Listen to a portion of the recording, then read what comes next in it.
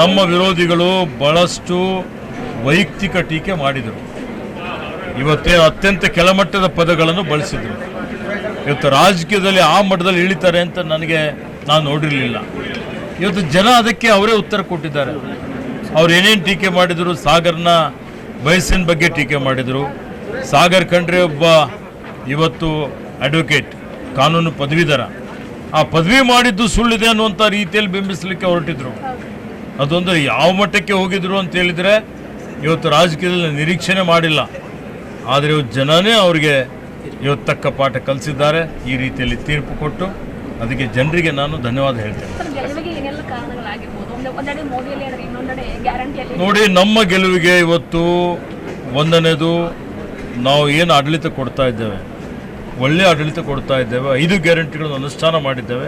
ಕಲ್ಯಾಣ ಕರ್ನಾಟಕಕ್ಕೆ ವಿಶೇಷ ಸ್ಥಾನಮಾನ ಕೊಟ್ಟಿದ್ದೇವೆ. ಇಲ್ಲಿರುವಂಥ ಅನೇಕ ಸರ್ಕಾರಿ ಹುದ್ದೆಗಳು ಭರ್ತಿ ಮಾಡ್ತಾ ಇದ್ದೇವೆ. ಈ ಭಾಗದಲ್ಲಿ ಇವತ್ತು ಸರ್ವಾಂಗೀಣ ಅಭಿವೃದ್ಧಿಗಾಗಿ ನೀರಾವರಿ ಯೋಜನೆಗಳು ಪೂರ್ತಿ ಮಾಡ್ತಾ ಇದ್ದೇವೆ. ಶಾಲೆಗೆ, ಆಸ್ಪತ್ರೆಗೆ ಹೆಚ್ಚಿನ ಅನುದಾನವನ್ನು ಕೊಟ್ಟಿದ್ದೇವೆ. ಇವತ್ತು ಈಗ ಜನ ನಿರೀಕ್ಷೆ ದಿನೇ ದಿನೇ ಜಾಸ್ತಿ ಆಗ್ತಾ ಇದೆ. ಈ ವರ್ಷ ಕಲ್ಯಾಣ ಕರ್ನಾಟಕಕ್ಕೆ 5,000 ಕೋಟಿ ರೂಪಾಯಿ ಮೀಸಲಿಕ್ಕಿದ್ದೇವೆ.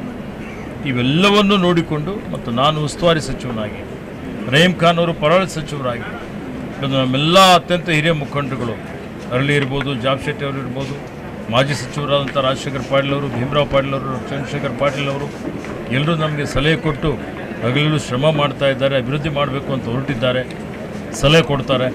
ಹೀಗಾಗಿ ಜನ ನಮ್ಮ ಮೇಲೆ ವಿಶ್ವಾಸಕ್ಕಿದ್ದಾರೆ, ನಂಬಿಕೆ ಇಕ್ಕಿದ್ದಾರೆ, ನಮಗೆ ಹೆಚ್ಚಿನ ಮತ ಕೊಟ್ಟಿದ್ದಾರೆ.